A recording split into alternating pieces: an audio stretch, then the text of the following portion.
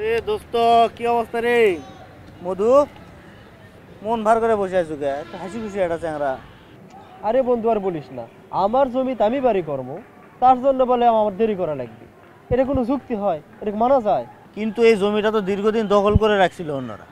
ছোট ভাইয়েরা এসে উদ্ধার করলো, আর তুই বাড়ি করার তাড়াহুড়া শুরু করে দিছু। ছোট ভাইয়েরা উদ্ধার না করলে তো জীবনে বাড়ি করতে পারতো না। কিসের ছোট ভাই? এতদিন আমি জমি উদ্ধারের জন্য চেষ্টা করিনি? মূল মাস্টার মাইন্ড আমি ছিলাম। ওই থেকে হুট করে এতদিন পরে এসে কি করলো, জমিটা দখল মুক্ত হলো আর সব ক্রেডিট ওর হয়ে গেল।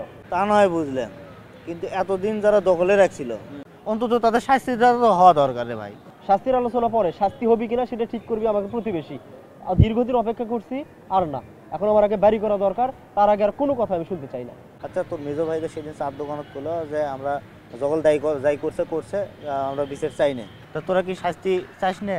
শাস্তির কি দরকার নাই? আরে সেটা তার ব্যক্তিগত বক্তব্য, ওইটা তো আমাদের পারিবারিক বক্তব্য না। আচ্ছা, বাড়ি করার জন্য তুই করিস তাড়াহুড়া, আবার শাস্তির বেলায় করিস প্রতিবেশীরা ঠিক করবি। এদিকে তোর ছোট ভাই তো আবার সেদিন বললো যে ওর ঘরে শাস্তি চাই, সেটা আবার কি? ওইটা আমাদের পারিবারিক বক্তব্য। তোর দুই ভাই দুই রকম বক্তব্য দিল, একজনেরটা পারিবারিক বক্তব্য হয়ে গেল, আরেকজনেরটা ব্যক্তিগত হয়ে গেল। কি কাহিনী আসলে? আরে এটা বোঝার খুব ভালো একটা উপায় আছে।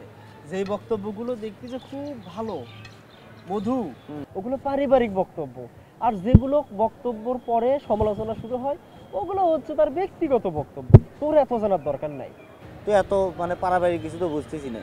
তুই প্রতিবেশী যাতায়াতের রাস্তা, তারপরে তারপরে একটা বাড়ি করতে রে বাইরে ইয়ে লাগে তো, ইট সিমেন্ট বালু এগুলো তো দরকার লাগে। প্রতিবেশীরা অন্তত বুঝুক যে বাড়ির ছাদের পানি কই পড়বি, তারপরে ময়লা কোথায় ফেলবি, এই যে অন্তত জিনিসটা বুঝুক মানুষ। আরে শোন, ইট বালু খোয়া মিস্ত্রি যা যা লাগে সব বাড়ি করার পরে, তার আগে আর কোনো কথা চলবে না। প্রতিবেশীদের দাবি, প্রতিবেশীদের যত দাবি, যত উত্তেজনা সব ঠান্ডা হয়ে যাবে। বাড়িটা আগে আমার হোক। তুই কত বড় আতেল হয়ে গেছো এই বাড়ি করার নেশায়। তুই ইট বালু সিমেন্ট ছাড়াই তুই আগেই বাড়ি করবো, আর তুই বাড়ি করার নেশায় অমানুষ হয়ে গেছু। তুই কারো ক্রেডিট তুই হচ্ছে দিতে চাচ্ছ না। তোর ছোটো ভাইয়েরা উদ্ধার করলো, তার করে তুই মান দিচ্ছ না, তুই প্রতিবেশীর কথা চিন্তা করতেছ না।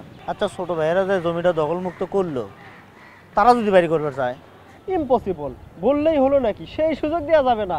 ওই পর্যন্ত যাওয়ার আগেই আমি বাড়িটা করতে চাই। এই জন্য সবার আগে প্রতিবেশীদের দাবি আমি যেন বাড়িটা করি। বাড়ি করার সময় প্রতিবেশীর কোনো মূল্যায়ন নাই। আবার আবার যে হচ্ছে প্রতিবেশীরা চায় আমি বাড়ি করি, প্রতিবেশীর দয় দেশকে। তোর সাথে আমার বন্ধুত্ব টিকবি না ভাই। তুই বাড়ি করার নেশা এতই পাগল হয়ে গেছু, তুই হচ্ছে যে ইট বালু সিমেন্ট ছাড়াই বাড়ি করবে চাস। তুই যে এভাবে চলতেছু না, এভাবে থাকলে মনে করে তোর কোনো বন্ধুই থাকবি না, তোর একলা একলাই পচে মরা লাগবে।